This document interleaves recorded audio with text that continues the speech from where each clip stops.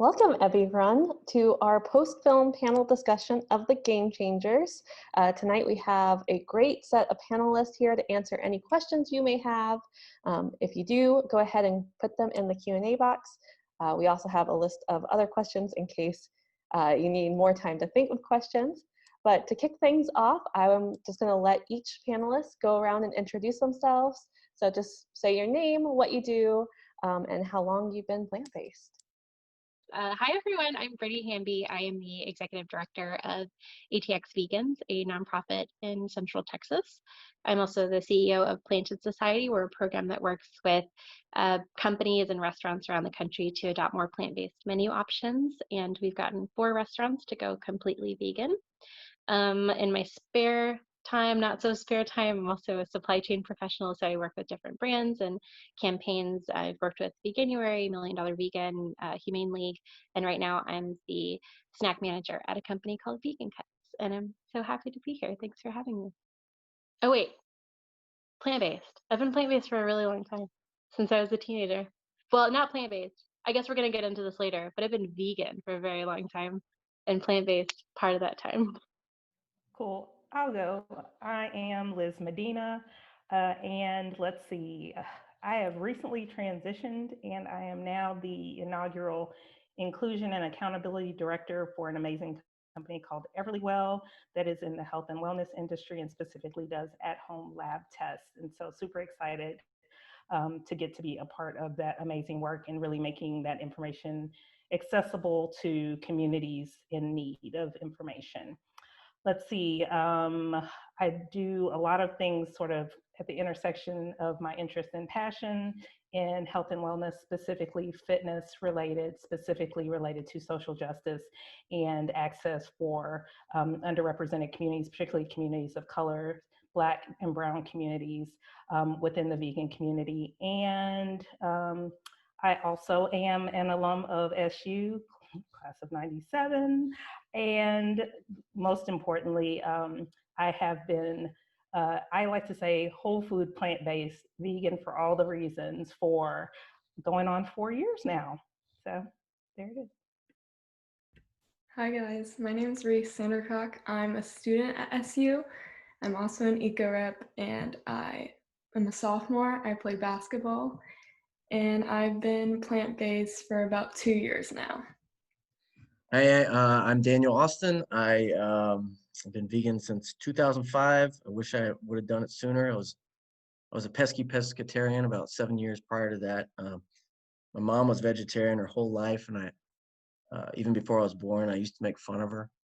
And it wasn't until I got into like punk rock bands that were talking about veganism when I was a teenager that made me think, oh, maybe my mom, like, this is cool now. Now I can do it, you know? So for the first I would say 5 or 6 years that I was vegan, I didn't really do any kind of athletic training. But around the time I was 32, I started competing in powerlifting after 10 years of being vegan. And in the last couple of years, I've won an international and most recently a national gold medal in the USPA. So yeah, I went from being like 130-pound, really skinny guy. You know, I walk around about 170 now and deadlift 500 plus pounds on a regular basis. So anything's possible. And, you know, I wrote a book about this and the kind of vegan strength diet that I do. So like, if you just watch Game Changers, my diet is going to be most like Patrick Baboonian's and, or even Kendrick Ferris maybe. And the kind of training I do is more like what those guys do versus any other athletes in there. But definitely want to help anybody here tonight who wants to figure out whatever your goal is, you know, like if you're gonna be vegan, maybe decide like what kind of activity level lifestyle you're gonna live, and then we plug in your diet accordingly, you know, so that you can perform at the level you want to perform at, because you can do all of it. You just have to know what to do at first. It's really like kind of a numbers game, and that's what took me about 10 years to figure out. But once you figure it out, it's easy. So. The first question is, do you have any recommendations for beginners trying to introduce themselves to nutrition, specifically vegetarian or veganism? I know some online material can be contradictory and confusing. I have a suggestion. I think following the physicians committee would be really, really awesome. Also, Forks Over Knives, their website has tons and tons of links to resources where you can find nutritional information. I know Michael Greger has an app where you can actually track your macros and micronutrients based on what kinds of foods you're eating every day. Those are kind of my go-to list of resources for folks who are specifically interested in monitoring their own nutrition when they're first going vegan or plant-based. Those are my suggestions. I'm going to totally defer to Daniel on this one. I just got through thanking him for giving me some really amazing advice as someone who had more or less found my sweet spot, but needed some even, kind of more refined information. And he was amazingly helpful. My only 2 cents, for what it's worth, it would be to, keep it simple.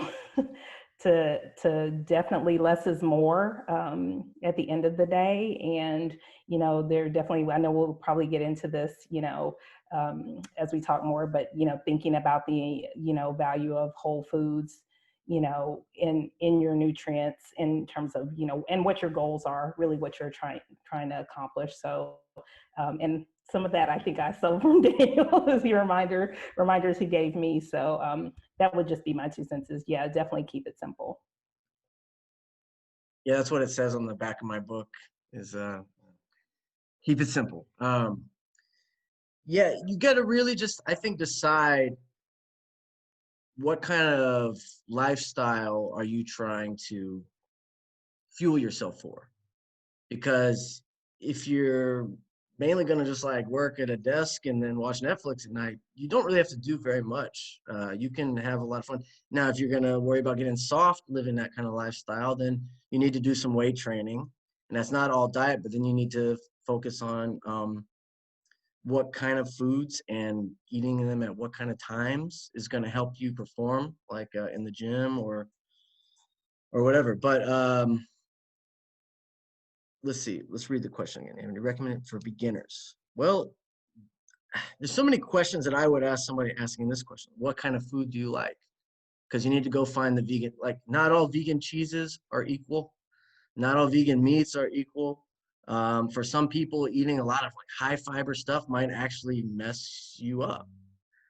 Fiber is very healthy, and you're going to get more of it on a vegan diet, but you can get too much. So you've kind of got to figure out like what your go-to stuff is. And we've got a vegan alternative for everything. But like Liz was saying, some people, they do better on a whole foods plant-based diet. And I think the less extreme your activity level is, the more you will vibe well with a whole foods plant-based kind of approach. Whereas like what I do as a power lifter, it's not I eat whole foods every day, but it's like half of what I eat. I eat a lot of processed protein and all that. And people would say that's unhealthy, but for what I do at an extreme performance level is totally different criteria of what you need. So first you got to define what kind of activity level you're trying to fuel. And from there, I don't know, like Reece, you do more like endurance training, right? As basketball players. So Yeah. I think for most people, they might be a little more interested. Like most people like to run, and most people like to do like a little bit more like cross training, kind of general training stuff. So you might have some good tips there, I think. Yeah, I'm not a nutritionist at all, but I think the best approach is kind of just listening to your body, like everyone was saying, kind of figuring out what works for you. Because at the beginning, it's kind of hard. It can mess like some stuff up, but I usually stick to more of like a whole like plant-based diet. It works well for me. Sometimes I'll eat like fake meat and stuff like that, but either way, it just really depends on you and who you are and what makes you you. So that's my advice. Yeah, and I want to say that I think that the more endurance oriented somebody is, like if you just want to be a jogger, or if you want to be maybe like a track runner, more carbohydrate based foods and more whole food type stuff will help you like manage the inflammation, get more antioxidants to manage the inflammation.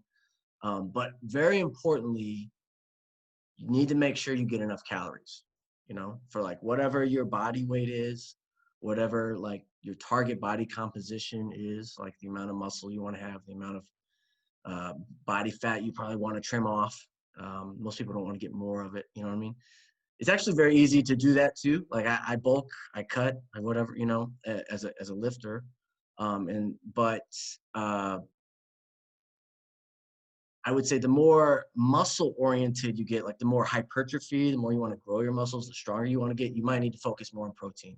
And you might actually need to focus more on fat for optimizing your hormonal balance, because fat is actually, especially for like heavy lifting people, it's really important for, especially for more for men, I think. Men tend to do better when they're training hard with a higher fat consumption percentage than women do. But not always, you know, and these are things that you have to experiment for yourself. So I hope we gave you some good tips, whoever asked that question. If you could maybe put something in the chat box there to let us know if there's anything you need us to fine tune about that answer. But find the food you like, figure out what kind of activity level you're trying to fuel, and you know what your goals are, and then you're gonna have to start playing like a numbers game. But my overall take would be that whatever it is, there's a way to do it. So don't get discouraged if it don't work at first. Taking a little bit of a step back before we address the other questions that we have, is in the movie and in just the discussion we had now, there seems to be several phrases coming up: whole foods, plant-based, vegan. What is exactly the difference? Is it all the same? Can you clarify on these different definitions and elaborate more? So plant-based and vegan are often used interchangeably. So before we go into what a whole foods plant-based diet is, the first like tier I think of this whole conversation is veganism, like as a baseline. And veganism is not just a diet; it's a lifestyle that involves abstaining from eating animal products and animal byproducts. So there's if you hear a beeping, it's my instant pot in the background. I picked the right time to talk. But veganism refers to kind of an outlook, a lifestyle based around choosing to not impact the world with purchasing animal products and consuming them. And then a step beyond that is plant-based. And often people will use plant-based to denote that they're vegan as part of their diet. And so someone could be plant-based, for instance, but still consume leather products, not consume with eating them, but purchasing belts or shoes. They might be on a plant-based diet and identify as a vegan in a restaurant, but not philosophically when it comes to everything else that's involved in the vegan lifestyle. And then further, whole foods plant-based usually means that someone does not consume processed products on the regular. It's pretty hard to totally avoid processed products. Also, it could mean someone who doesn't eat oil either. So I would very much encourage the other panelists to give their definitions as well, because these are all so, like, first of all, people interchange them just incorrectly or correctly. And also they're kind of evolving. Like plant-based, I remember used to be something, I remember especially men would say that they were plant-based instead of vegan because it sounded like as extreme, at least the ones I knew in my life. But now I think when you hear the term plant-based, it means something a little bit more specific than it used to mean. But it's all changing, and language is fun like that. Yeah, I'll chime in on that one because I agree. And I definitely, I said at one point that was like all the things and plus vegan for all the reasons, right? And I think that that's really true. But I'll also emphasize that I have definitely eaten my fair share of processed foods. Like Britty knows this. I love vegan junk food. Too much is the problem.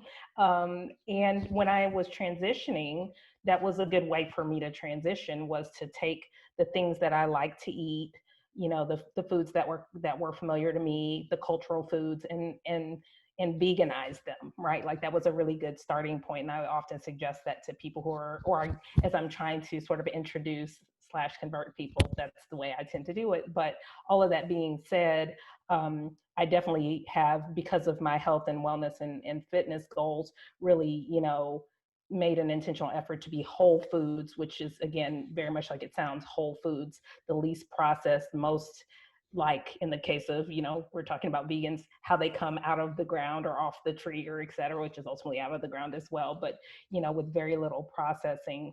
And then I would agree in terms of plant-based. I feel like, for me, as someone who identifies as a Black person, that, within my cultural community, there is definitely some appreciation for the idea of that identity as well, with being plant-based and vegan as well, but there's some ownership in that. And then last thing I would say in terms of being vegan, like, I very intentionally claim that identity because, it is about so many things. It is about animal rights. It is about the environment. It is about social justice and equity for all sentient beings. It is, it is also about health and wellness in so many ways. And all of those things intersect with different community identities. Again, as a middle-aged woman of color, I can speak to, why, being vegan is really important to me. But it definitely, I think every person has their own perspective and viewpoint and identity, even if they say they're vegan or plant-based or, whole foods. So. Yeah, it's real simple to me. I mean, vegan is an ethical term, really defines like a philosophical way of looking at our relationship with ultimately it's not just animals, it's really where we fit into the scheme of the world, the ecosystem, the economy, all things like that, other people too. And plant-based, I think, is a little more modern, it's a little more marketable. That stigma that comes along with vegan, which I'm trying to take back, it's like people think, oh, like you're vegan, it's like this ultra feminine thing. And you drive a Prius. Well, I do drive a Prius, but I drive my Prius to the powerlifting meet and I win a lot of the time. And then I wear my vegan socks. People are like, well, honestly, at this point, like 5-6 years in, they're not as weirded out by the vegan socks anymore. So I feel like I'm doing some good work. They're like, not that surprising anymore, But yeah, there's a lot of context and a lot of history, I think, to the words vegetarian and vegan, and plant-based was kind of a way for us to get a whole new crop of people to even consider not eating animals, which is fine. But I'm kind of an old school dude, and I just like to be like, I'm vegan, screw you. So, but yeah, ultimately it's an ethical thing. Like I'll say one thing that's kind of weird about the Game Changers to me is that I don't always think just being vegan or plant-based is gonna be the optimal way to fix your diet. You gotta fix it right. You gotta figure out what works for your body chemistry and like I said, kind of experiment and plug in the numbers. It's not like a fail safe for just like automatically being better in your performance. It's like you could just be a vegan and sit around eating chips and salsa all the time and not do anything physically productive, and totally cool. Like that's still ethically cool. But The Game Changers, I think, is a great film. But I think I've talked to a lot of people about it, and they were just kind of like, yeah, like they really got into the self-interest aspect of it, where this is going to make me better. Maybe I was wrong about this long and I could be better this way. It's like, I think you could be a better person this way, like living by some better values that are more considerate. But it's not, if you don't do it right, if you don't get enough calories, if you don't balance your macros right for your goals, it's not going to make you a better athlete unless you do all that right, just like any other diet. So one take I'll say about a vegan diet is not necessarily better, it's just how you fix it. Yeah, I think that's something that's important to remember is like when we watch these documentaries, I remember feeling a little angry after watching What the Health. I don't know if everyone's seen that movie or not, but it's a documentary about this guy who like goes on a journey to find out more about veganism and plant-based living. And there's a lot of hyperbole that you see in a lot of documentaries. And I think that it's two-part, right? I have a lot of sympathy for the filmmakers because it's really hard to get in like a good amount of information that will convince people to make a real change in just a couple of hours. but it also kind of, it hurts veganism a little bit. And I think it hurts, us as people a little bit when we're told that, doing X, Y, or Z is going to cure your diabetes, or it's going to, it's going to stave off cancer indefinitely, and all that kind of stuff. And I think that it's really important for people to remember that, like we were talking about earlier, is that the first thing you do isn't always going to be the right thing. And so you should always remain very experimental, because your body, like, even people who think they've reached their optimum potential have not. And it's always a game of numbers and data, and trying to see what works and what doesn't. And I urge everybody to keep a really, really open mind about what that means to you. And don't take everything you hear in documentaries to mean that you go to your doctor right now and get off your medication, and, and do all these things, and like the things you saw in the movie, and you'll be a better person internally, externally. And just take it really easy, slowly if you need to. And remember that sometimes miraculous things happen to people who change their diet, and sometimes they don't. And at the end of the day, like Daniel was saying, going vegan automatically just, helps you ethically. And so you're already on your way to something great. And the data proves that plant-based diets really do help in terms of percentages for inner health. So, colon cancer, digestive cancers, type 2 diabetes absolutely has been all but proven to be helped by a plant-based diet. But that level of helping really just depends on the individual. And so just keep a really, really open mind about what that might mean for you. Yeah, I do want to say, as a strength athlete who eats a strength diet, which is a really high amount of protein, like Arnold Schwarzenegger was in the Game Changers just now saying, yeah, I used to eat 250 grams of protein a day. It's like, well, I almost eat about the same myself. But his cholesterol was all screwed up. And when he was in his 60s, he had an open heart surgery. Whereas my cholesterol is around 100 still, after eating what a lot of, like Dr. Colin Campbell, he would be horrified to see what my, because it's very high proteins, very high fat. I eat oil a lot. But because I'm eating the vegan options, I find there is some benefit for me. I've been lucky that it's all worked out well. But I would say, like, my commitment to veganism as an ethical stance would be, even if it didn't work out well, even if I sucked and I could never lift even like my body weight, I would still be vegan. I would just go do something else, So I guess plant-based versus vegan, it's a matter of, like, how much you want to prioritize the ethical stance. And hey, like, the animals are happy, like, anytime you don't eat them, it's good. So, like, I've had dudes come to me and be like, yeah, I'm kind of stigmatized about calling myself vegan. I'm like, you don't have to call yourself anything. Just, try these things out. Don't call yourself anything. Who cares? It's my identity because, I don't know, that's like my brand of me or whatever, like vegan meathead. You don't have to be that. You don't have to even say you're vegan. Who cares? It's just, these are kind of like ways to learn how to live a new way. That's it. Do any of you track macros? If so, have you found it helpful for improving your athletic performance? I do not track my macros. I've never tracked my macros. I just kind of Wait, how old are you, Reese? I'm 20. Oh, you're in your hormonal prime. You don't have to worry about anything. Yeah. I just kind of listen to my body and eat when I'm hungry or when I'm not, and just kind of know what I need to get more fuel from, what types of foods I want to eat, and what makes me perform my best, just from experience. Real quick, what are macros when answering this question? Macronutrients, that's fat, carbohydrates, and protein. The three components of food that, when we're not talking about, when you say macronutrient, the big nutrients in general. Micronutrients is like your vitamins and your minerals, your calcium, your potassium, your vitamin C, your vitamin D, all that stuff. So macros is protein, fat, carbohydrates.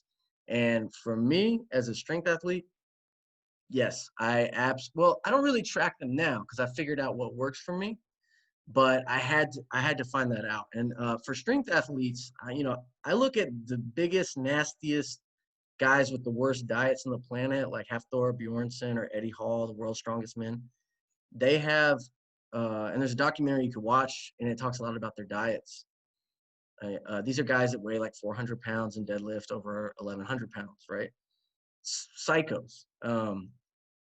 They have had the world's top sports nutritionists coaching them to eat 700 grams of protein a day, and usually it's about 30% of their total calories or more. You know, so I'm not that big. I weigh about 170 pounds, so I eat about 200 to 240 grams of protein a day, because I'm like less than half the size of these dudes. But that's also about 30 to 35% of my total calories. And I find that that's what makes a difference for me to keep making the adaptation to get stronger. You know, I compete in a sport where I have to watch my weight, because like, for example, Patrick Baboumian in the Game Changers, he's a strong man. He doesn't really have to watch his weight. Strong men need to get as big as they can get. Power lifters, we have weight classes. So I've been getting stronger for the past 6 years of competition while staying the same weight. And I find that when it comes to, you know, when you've got to be really efficient and dial your nutrition in so that you can get stronger without gaining weight, balancing your macros really, really does make a difference. And for a strength athlete, I'd say you need to eat roughly 30% protein, at least 20% fat. But like when I was basing my diet off of famous bodybuilders and strongmen, they're eating at least 30% fat also. So then you're looking at about 40% carbs. The diet in my book is about 35% protein, 35% fat, 30% carbs. And that's what I've been doing for six years now, holding weight, getting stronger. And I find that balancing the macros, you know, hitting your caloric targets, you know, making sure you get enough fuel overall. And then out of all those calories, you kind of got to figure out what works to get that balance. And that seems to be pretty well studied about a good balance for a strength athlete. And like bodybuilders, if they want to cut more fat, they'll usually up the fat and lower the carbs a little and keep the protein up. But they can't do that long term. You know, I'm not an anti-carbohydrate person. It's just timing, quantity, finding that balance. But again, that's something everyone's got to experiment with a little bit, because like the hormone insulin, which helps us process carbohydrates, you know, some of us are maybe a little more genetically prone to diabetes, and we have insulin that doesn't work as well. And, you know, those are things we got to find out. Or maybe we've just glutted ourselves on bad carbs for so long, we've kind of got to recondition our metabolism. And that's something you can do on a vegan diet. So yes, it does matter for athletes big time.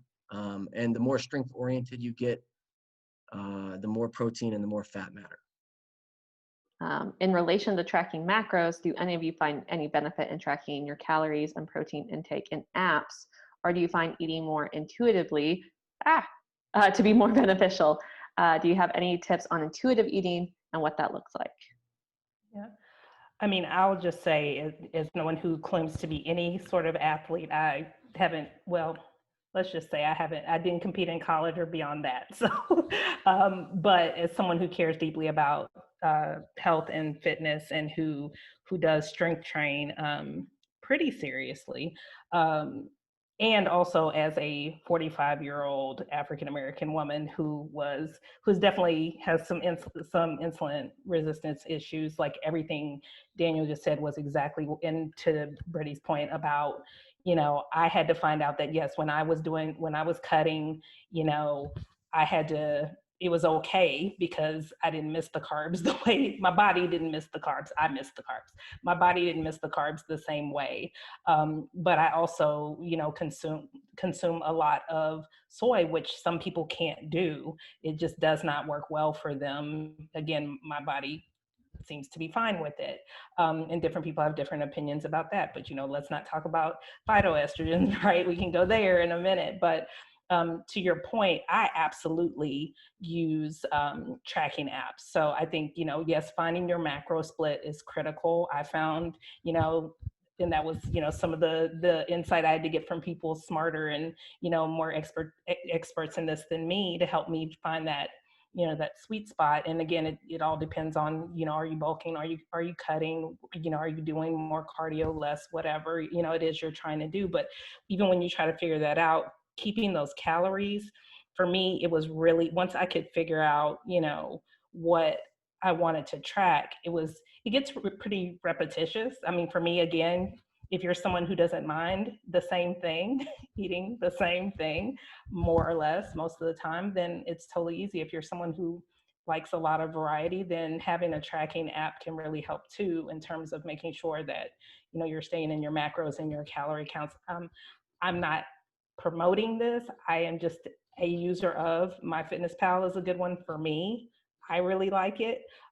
It just does a lot of things. It's really intuitive and smart. You know, I've used it for many years and it's gotten better over time, I found.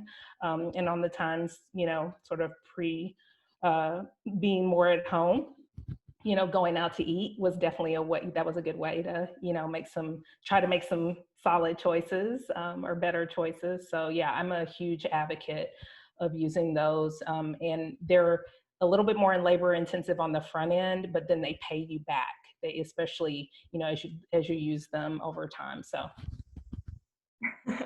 Yeah, I used to count my calories. I'd use like those tracking apps too, my fitness app too. But I've kind of gone off that into a more intuitive way of thinking. I don't know. I just think it is the best thing for me personally, making sure that I feel like it helps me get my calories in better. I don't know, that kind of seems off, but it is what works for me the most. I kind of just eat when I'm hungry and really like take time to digest my food and think about like what I'm eating. And I think that helps, definitely. I have done tracking apps really on just one occasion. I was training for a national championship 2 years ago, and I had a world champion coach, and he made me track all my food. His guy was not a vegan either, and he was actually very impressed the way I built my macros, because he was looking every day like, man, I didn't think y'all could do that, you know? And it was like, wow, like I really dialed it in to where I made weight perfectly when I showed up in Washington to do that competition. And over the course of months, I was really able to manage the amount of weight I needed to lose responsibly, and to manage, you know, you don't want to get like, if you're in a weight class, you don't want to get too far above it, because usually when you're training, you're eating in a caloric surplus, so you got a little extra weight you got to cut the week of to weigh in. And but usually I'm more intuitive. You know, I figured out what worked for me, like what I put in my book like many years ago, and it continues to work. And I really only dial things in when I'm getting close to a weigh-in. Otherwise, I think from my like competitive perspective, I don't need to, because I know like on the scale, like if I'm getting over like 173, I'm like, I gotta not eat the cereal tonight, you know. But usually, yeah, I can be more intuitive, and I think apps serve a good purpose, you know, for tracking. And if you need to do it, by all means, do it. You'll definitely learn. You'll be able to plug in to your mind what works for you in the future, to where you don't even really need it anymore. Like you know, like I've kind of just know what I need to eat and when based on what I've got coming up, and there's just a lot of experience. But I think the experience on the app did help me know that a little better. What tips would you give to convince your most ardent meat-based family members to adopt a more plant-based diet? Good conversation, because Thanksgiving is right around the corner. I don't really, you know, I tend to avoid these kinds of conversations with folks, because like I have the privilege of just being able to be vegan in my work. Like I'm a professional vegan, so people usually come to me if they have any questions. Um, but lately, the thing that I've been most curious about has been the environment. And I just, for like further reading or further watching, since we're kind of on the documentary trail, I've watched 2 documentaries recently. One of them also on Netflix, called David Attenborough, Life on Our Planet, was very, very eye-opening in terms of land use and how it's used in animal agriculture. and how it's, killing the planet basically. I think that it really just depends on why someone is ardently not a vegan, right? If it's because of a cultural thing, you have to come from a cultural perspective. If it's an environmental thing, it might be because they've seen some bad data about eating animals and how it's potentially good for the environment. Because I've read those things and they're wrong, but people do get that information. If it's health oriented, then there are a ton of resources that will basically prove any argument incorrect that's coming from an animal eater of any sort. But overall, I think my biggest piece of advice is that our biggest allies in the fight against cruelty, the fight for our planet, are going to be the people who are half in, half out. It's not going to be the activists like we are. It's going to be the people who are cutting back and who are making small choices and choosing just to learn more. And so when you do have conversations with folks, just remember that, one of the biggest things to come out data-wise recently was that Meatless Monday had more of an effect on the animal agriculture industry in the last, I think, 4 or 5 years than any other single campaign on the planet. And that involved people who very loosely committed to maybe eating one meal a week without animal products. And do not feel bad if you, as a plant-based person, as a vegan, can't convince everybody to go vegan, because the more information that you give people, the smaller choices they'll be able to make. And altogether, those really, really make a difference. So that's my piece of advice for Thanksgiving. Hopefully more virtual Thanksgivings than in-person Thanksgivings this year. But yeah, that's my piece of advice. So I use there's that fly, honey instead of vinegar. I always say agave instead of vinegar. So and food is one of my love languages. And I think I'm a pretty decent cook. So I just woo people. I make stuff and it's delicious and they're like, oh my gosh. And there's no way. And I'm like, yes, way. And, and just, they watch me eat things and they're looking at my food. It was kind of like they talked about then in the movie. People were like, "Oh, that looks better than what I have. Can I taste some?" Sure, So I just really use that opportunity to expose people, because I remember my mindset, and some of it was cultural, some of it was societal upbringing, and I remember when I was just not open to the idea and all the things that I thought and how I would have wanted someone to approach me. And that's what I do. Or I just sit back and wait for people, because they inevitably do come to, ask me questions or, and just be really open. And I think, that to me is like so many other things in life. The best way is just to live by example, and share your story. And like most people have known me long enough, have been able to witness, I'm one of those people that can say, 5 years ago, I was 45 pounds heavier. I was a cupcake away from taking insulin. My blood pressure and cholesterol were ridiculous and crazy. I am healthier at 45 than I was at 35, so I tell that story because that is my story, right? And people go, oh yeah, I watched you go through that. And so that's just what I do, I think. And, just be open. I don't push the conversation. I just live my best life and let people engage. I agree. I think the best way is to live by example and not try to push like an agenda on anyone, because of course they're not going to listen if they're going to get defensive and think that you're trying to change their diet and who they are. But my family all eat meat. I'm the only vegan one, and I just kind of decided that I was going to be vegan, and they're like, what does that mean? And I just kind of led like my life as a vegan, and my dad started like actually making food for me specifically, like, and I thought that was a really nice thing of him to do. And when I came home for Thanksgiving, he said that he bought like a tofurkey for me and like vegan stuffing, which I thought was a good step in the like right direction. Him just noticing what I am doing, who I am, and if somebody actually cares about you, they'll care about what you care about. So I think that's the best way to get people to start being vegan or more plant-based. Yeah, totally. We just have to have fun, really. I have more fun eating the food I do now, and it means more to me to like go out and find vegan options, even though they're more common than ever. I don't want for anything. Like, we're going through a pandemic. I haven't missed a day of like 200 grams of protein.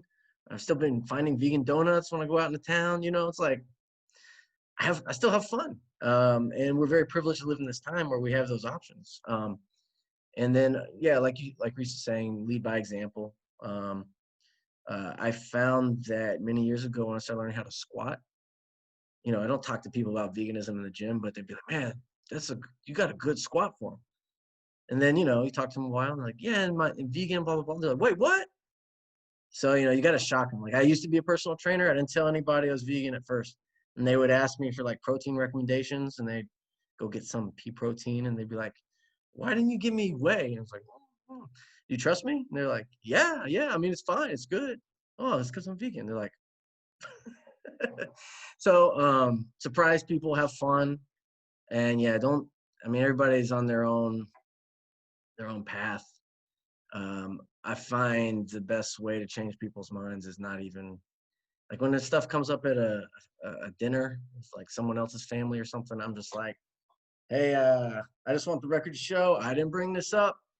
We'll talk about it if you want, but I don't necessarily want to have it. It's I like to be able to frame the conversation of, let me help you with something. Oh, I have non-vegan friends come to me about health issues all the time now because they trust my advice on it, you know, or they come to me asking about how to help with their squat. You know, I'm just like, cool. Well, you know, you're asking a vegan, so we're not what you think. So a similar follow-up question is, a common concern for people switching to a vegan diet is the social aspect. How do you balance your plant-based diet and a social life when going out to restaurants is such an integral aspect of socializing? Obviously, things are different during COVID, but in the past, how did you reconcile these two aspects of your life? I'll just say, I was going to be flippant and said I got new friends. Well, I did. I got some new ones. I made new ones too. I expanded my pool. But seriously, I never wanted to be that person, right? Like I don't like that person, so I don't want to be that person. And I didn't want to be that kind of vegan, right? Like I wanted to be able to be in social settings, and be comfortable, but also, like just be, have a good time, to Daniel's point, like just be easy. And so a lot of times I just planned and prepared, right? Like I made sure that I knew what my options were going to be. And if I wasn't going to have a lot of them, I ate at the house and I enjoyed beverages and a salad or whatever. But over time, what I found is that more and more people, because I like Reese's point, people who care about you, that will be the best influencer, right? So then people started saying, hey, do you know of, and it would be sort of a teachable moment, right? They're like, why don't we go somewhere where we can all enjoy ourselves? And I would have a list ready. I'm like, great, let's go here, so it just became more and more, even in my place of work or in other settings, it was amazing to me to begin to see how people just became more conscious. First, they would just ask me, what do you want? Or they would start to get creative. And so I think for me, it actually wasn't something that made me feel alienated or isolated, because people who know me also know that I'm all about inclusion. And so I tend to hang out with people who want to be inclusive, and that's just another way of making people, I would always tell people like, hey, don't invite me to your Super Bowl party or your football party if the Cowboys are playing, because sorry y'all, I'm a Saints fan. And don't try to feed me these wings. Don't invite me over and not have any vegan snacks for me, right? Like, So those became like running jokes with my friends. Now when they have those events, guess what? And I'm like, and I don't always want hummus. I love hummus, but let me give you some other options. And so that's a long-winded response to just, it really, I chose not to make it be a reason to exclude myself or feel excluded. I actually use it as a tool to call more people in from my circles and to like strengthen my connections with people. And I joked about it, but if people really are feeling that kind of like uncomfortable or weird about it, we probably don't hang out as much. This is what it is.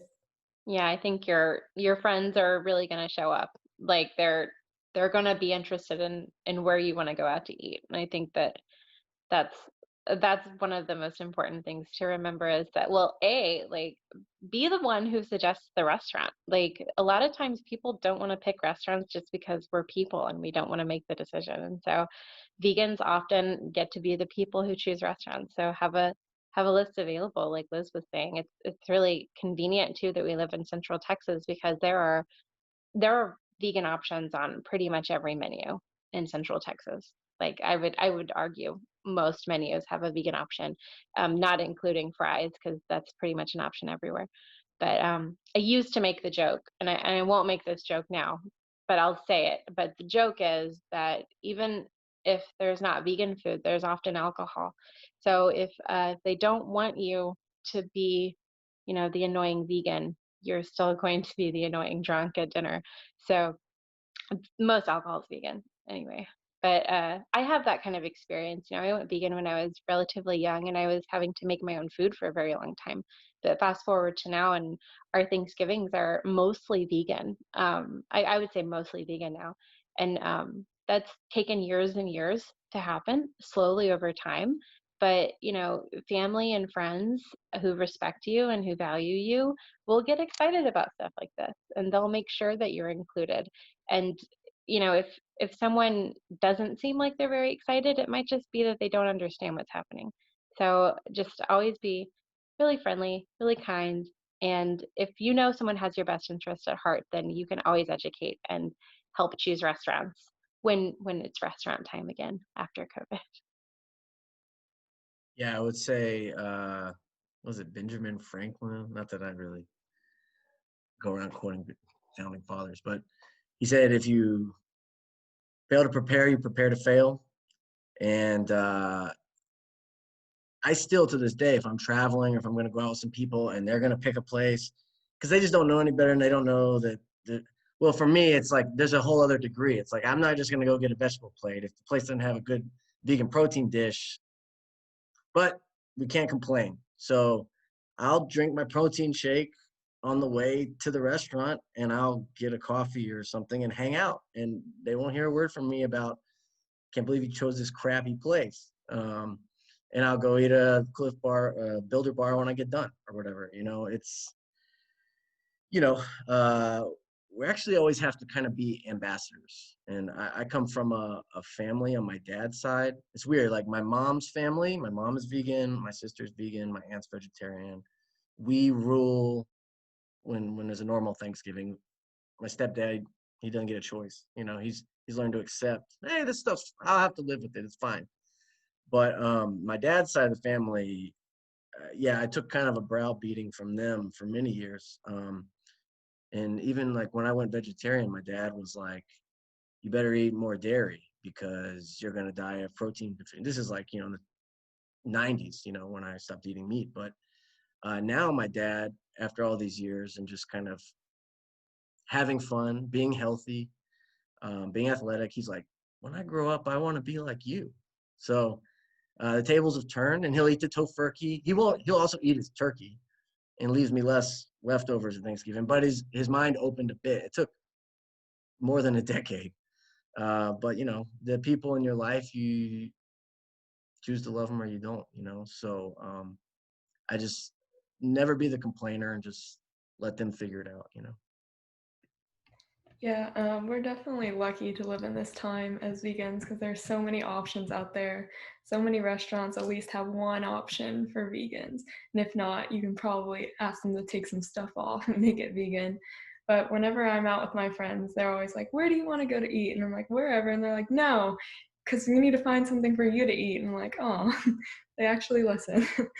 But I can always find something. And if not, yeah, like Danny was saying, you just eat at your house. Just hang out with them, still have fun, but eat what you want to eat.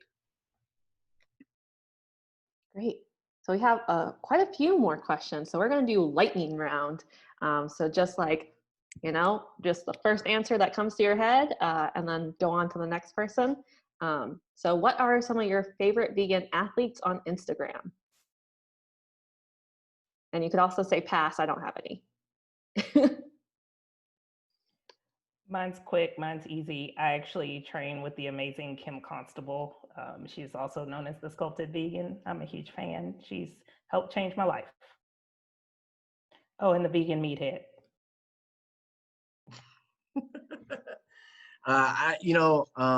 I'm not big into the fanfare of everybody trying to be everybody's hero on Instagram. I like to support my friends who get engaged in whatever form of training they want to. But one of my favorites would be Nick Squires. He used to go by PlantBased Lifters. Now he goes by Meaty McSorley. We both went to International Powerlifting League World Championships in Ireland last year. He's a monster. Deadlifts like almost 700 pounds. He's a bit bigger guy than me, but he's really strong. He's worth checking out. And there's some other, there's like my friend Jason in Washington D.C. He's JTVSE. He's actually the donut baker at Sticky Fingers, and he's a competitive powerlifter, vegan competitive powerlifter. So he's a rad dude. He's really strong also. And then there's Henry Miller up in Indiana. He's really strong. Been vegan a few years. He's about my size, and he's just a freak, like a freak of strength, So I think his is John Henry Fit. I think those are some dudes. I think some of the strongest vegans in my sport right now. What are your favorite cookbooks or cookbook authors? Thug Kitchen. Get it, love it. Oh, and Forks Over Knives. About to lose my mind on that one, of course. I love Plant-Based on a Budget. It's this lady named Toni Okamoto, and she does free meal plans. She goes as low as I think like $25 a person per week. And so those are really great resources for like students and people who are new to meal planning. Going vegan is automatically daunting, especially during COVID when you can't just go out to a restaurant and try new things. So I would highly suggest finding some free vegan meal plans. Also Forks app, which is from the Forks Over Knives family. I think it's like $7 or $8 a month. And they give you like hundreds of hundreds of recipes that you can kind of categorize and organize based on whatever you like. You can make your own meal plans for the week. That's what my family uses. I use the Forks app like almost every day to make food. Like our food right now from the Instant Pot from earlier is from a Forks Over Knives recipe. But those are my favorite. Forks Over Knives, it's so easy. It makes it really easy if you're transitioning to not using oil in your cooking, which is really hard for me because I used oil forever, like during veganism. And learning how to be whole foods plant-based is kind of hard for people who are used to cooking with oil. Not that I never do. I do very often cook with oil still, but these recipes are so great for people who just don't know where to start. And they're automatically a lot healthier than anything you'll find at a restaurant. Those are my two options. Hey, I second Toni Okamoto. She's a old friend of mine. She actually helped me with a lot of my vegan meathead stuff and launching my book. She's an old friend from the hardcore scene, and she just put out a new cookbook called The Friendly Vegan Cookbook. Yeah, so she's rad. I knew her since before she started that, and I can't believe like the empire she's built. It's really, really cool, and great, just a great human being. So definitely someone worth supporting. I like Cookie and Kate. All of her recipes are online, and I made 2 recipes this week from her, and they're really simple and really yummy. That would be my suggestion. I forgot too, one of my favorite Instagrams, so I don't follow any athletes really other than my friends, but one of my favorite Instagrams is the Buddhist chef. He has a ton of vegan recipes and they're beautiful, and it like goes into detail about how to make them. And that's a very, very free resource. If you have Instagram, follow the Buddhist chef, and he has really, really nice, yummy vegan recipes. Do any of you have any must-read books that you recommend for someone just starting their athletic journey? Depends on your goal. If you're more of like a general fitness person, I think Brendan Brazier, Thrive Fitness, Thrive Diet. He's the guy that started Vega supplements. He was an ultra marathoner. I think he has a lot of good general fitness, general, more like health advice. You know, Robert Cheek's books were a starter for me. Like the first one he put out in like 2009, Vegan Bodybuilding and Fitness. That's how I learned to bulk, was Robert Cheek's books. And then I don't know if anyone's written like a powerlifting kind of diet specific book. So maybe if you're into that, check out my book, veganmeathead.com. So shameless. And one more favorite, and then we'll end the night. What are your favorite meals for any of the day, time of the day? Like favorite healthy meal? It doesn't have to be healthy. Okay, my most favorite thing is taking a bag of Lay's potato chips and putting in Valentina hot sauce and like squeezing lime and like shaking it up and just eating it. But also the salad from Rebel Cheese, the blue salad, I think it's called the blue salad, is really good if you get it takeout. Also, we've been making a ton of lentil soup at my house lately. So lentil soup is the best for winter.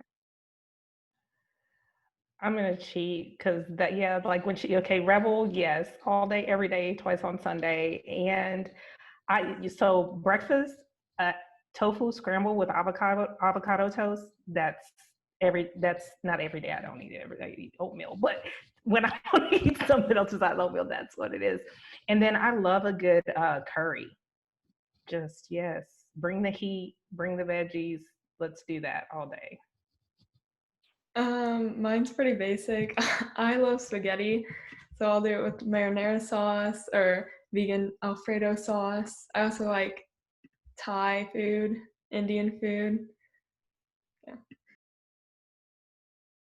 This might disappoint some people. You know, I eat a lot of really boring food all the time, like broccoli and field roast or tofurkey sausage like twice a day.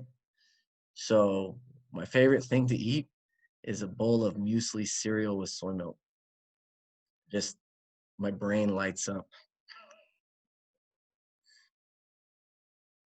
And my pre-workout, usually I have a cup of coffee before I go to the gym, and I eat a chocolate peanut butter Builder bar. These are like my treats in the day, you know, keep me from, you know, reversing back into eating like a junk binge, you know what I mean? So you got to have your treats like at least once a day. All right. Well, that is all we have time for tonight. Big thanks of gratitude. I appreciate you guys so much for taking time out of your schedule to chat with us all tonight. The recording of this will be up sometime next week on our YouTube channel. But if you have any questions, feel free to send them in my email and I can pass it along to them. All right. Have a good night, everyone.